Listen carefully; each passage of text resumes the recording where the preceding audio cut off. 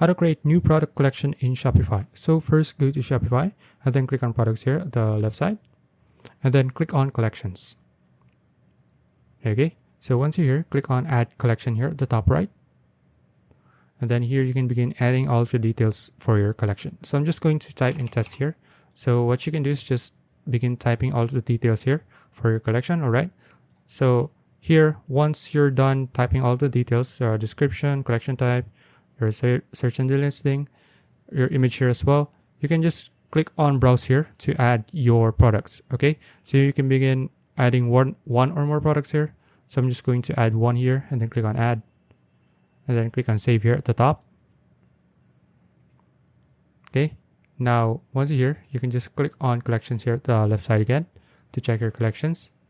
Then as you can see, now we have our collections here. As you can see, I just named my collection a while ago test. All right. So that's it. If you found this video useful, please like and subscribe for more videos like this. See you in the next one.